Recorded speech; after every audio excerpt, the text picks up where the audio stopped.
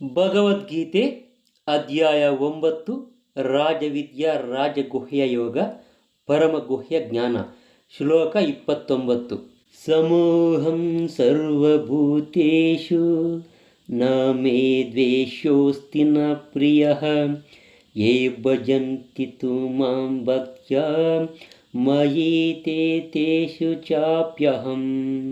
ಅನುವಾದ: ಯಾರ ವಿಷಯದಲ್ಲಿಯೂ ನನಗೆ ಅಸೂಯೆ ಅನ್ನೋದು ಇರುವುದಿಲ್ಲ. ನಾನು ಯಾರ ಪರವಾಗಿಯೂ ಪಕ್ಷಪಾತ ಮಾಡೋದಿಲ್ಲ.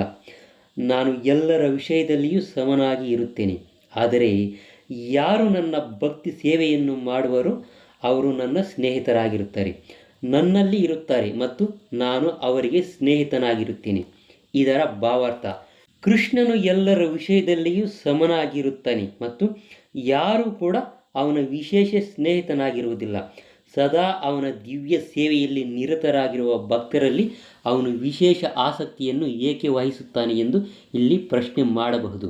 ಆದರೆ ಇದು ಪಕ್ಷಪಾತವಲ್ಲ, ಇದು ಸಹಜವಾದದ್ದು. ಈ ಐಹಿಕ ಪ್ರಪಂಚದಲ್ಲಿ ಯಾವುದೇ ಮನುಷ್ಯನು ಬಹು ಉದಾರನಾಗಿರಬಹುದು, ಆದರೂ ಆತನಿಗೆ ತನ್ನ ಮಕ್ಕಳಲ್ಲಿ ವಿಶೇಷ ಆಸಕ್ತಿ ಇರುತ್ತದೆ. ಯಾವುದೇ ರೂಪದಲ್ಲಿರುವ ಪ್ರತಿಯೊಂದು ಜೀವಿಯನ್ನು ತನ್ನ ಮಗ ಎಂದು ಪರಮಪ್ರಭುವು ಹೇಳುತ್ತಾನೆ. ಆದ್ದರಿಂದ ಆತನು ಬದುಕಿನ ಅಗತ್ಯಗಳನ್ನು ಪ್ರತಿಯೊಬ್ಬರಿಗೂ ಉದಾರವಾಗಿ ನೀಡುತ್ತಾನೆ. ಮಳೆಯು ಬಂಡೆಯ ಮೇಲೆ ಬೀಳಲಿ, ಭೂಮಿಯ ಮೇಲೆ ಬೀಳಲಿ ಅಥವಾ ನೀರಿನ ಮೇಲೆಯೇ ಬೀಳಲಿ, ಎಲ್ಲೆಲ್ಲಿಯೂ ಮಳೆಯನ್ನು ಸುರಿಸುವ ಮೋಡದಂತೆ ಭಗವಂತನಿರುತ್ತಾನೆ. ಆದರೆ ಆತನು ತನ್ನ ಭಕ್ತರಿಗೆ ವಿಶಿಷ್ಟ ಗಮನವನ್ನು ಕೊಡುತ್ತಾನೆ. ಇಂತಹ ಭಕ್ತರನ್ನು ಇಲ್ಲಿ ಪ್ರಸ್ತಾವಿಸಲಾಗಿದೆ. ಅವರು ಸದಾ ಕೃಷ್ಣ ಪ್ರಜ್ಞೆಯಲ್ಲಿರುತ್ತಾರೆ. ಆದ್ದರಿಂದ ಸದಾ ಆಧ್ಯಾತ್ಮಿಕವಾಗಿ ಕೃಷ್ಣನಲ್ಲಿ ನೆಲೆಸಿರುತ್ತಾರೆ. ಕೃಷ್ಣ ಪ್ರಜ್ಞೆ ಎನ್ನುವ ಮಾತೇ ಇಂತಹ ಪ್ರಜ್ಞೆಯಲ್ಲಿರುವವರು ಭಗವಂತನಲ್ಲಿ ನೆಲೆಸಿರುವ ಜೀವಂತ ಆಧ್ಯಾತ್ಮವಾದಿಗಳು. ಭಗವಂತನು ಇಲ್ಲಿ ಅವರನ್ನು ಮೈತೆ ಎಂದು ಹೇಳಿದ್ದಾರೆ. ಅವರು ನನ್ನಲ್ಲಿ ಇದ್ದಾರೆ ಎಂದು ಸ್ಪಷ್ಟವಾಗಿ ಹೇಳುತ್ತಾನೆ.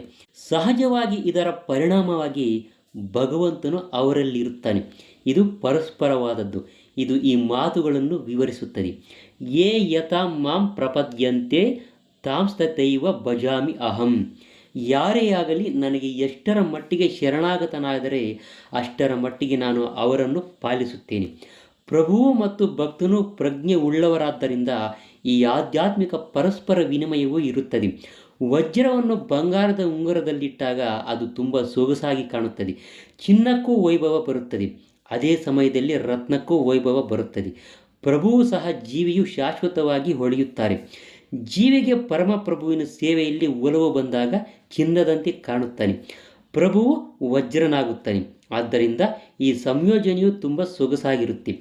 ಪರಿಶುದ್ಧ ಸ್ಥಿತಿಯಲ್ಲಿರುವ ಜೀವಿಗಳಿಗೆ ಭಕ್ತರೆಂದು ಹೆಸರು. ಪರಮಪ್ರಭುವು ತನ್ನ ಭಕ್ತರ ಭಕ್ತನಾಗುತ್ತಾನೆ. ಭಕ್ತ ಮತ್ತು ಪ್ರಭುವಿನ ನಡುವೆ ಪರಸ್ಪರ ವಿನಿಮಯದ ಸಂಬಂಧ ಇಲ್ಲವಾದರೆ ಸಾಕಾರ ಸಿದ್ಧಾಂತವೇ ಇರುವುದಿಲ್ಲ.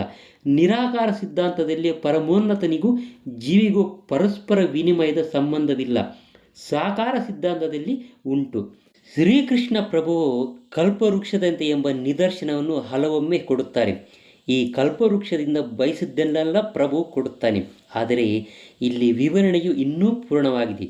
ಪ್ರಭುವು ಭಕ್ತರ ವಿಷಯದಲ್ಲಿ ಪಕ್ಷಪಾತಿ ಎಂದು ಇಲ್ಲಿ ಹೇಳಲಾಗಿದೆ. ಇದು ಭಕ್ತರ ವಿಷಯದಲ್ಲಿ ಭಗವಂತನ ವಿಶೇಷ ಕೃಪೆಯ ಅಭಿವ್ಯಕ್ತಿಯಾಗಿರುತ್ತೆ. ಭಗವಂತನ ವಿನಿಮಯವು ಕರ್ಮದ ನಿಯಮಕ್ಕೆ ಅನುಗುಣವಾಗಿದೆ ಎಂದು ಭಾವಿಸಬಾರದು. ಇದು ಭಗವಂತನು ಅವನ ಭಕ್ತರು ಕಾರ್ಯನಿರ್ವಹಣೆ ಮಾಡುವ ಆಧ್ಯಾತ್ಮಿಕ ವೇದಿಕೆಗೆ ಸೇರಿದ್ದು. ಪರಮಪ್ರಭುವಿನ ಭಕ್ತಿ ಸೇವೆಯು ಈ ಐಹಿಕ ಜಗತ್ತಿನ ಒಂದು ಚಟುವಟಿಕೆಯಲ್ಲ. ಅದು ನಿತ್ಯ ಜ್ಞಾನಾನಂದವು ಪ್ರಧಾನವಾಗಿರುವಂತಹ ಆಧ್ಯಾತ್ಮಿಕ ಜಗತ್ತಿನ ಭಾಗವಾಗಿದೆ.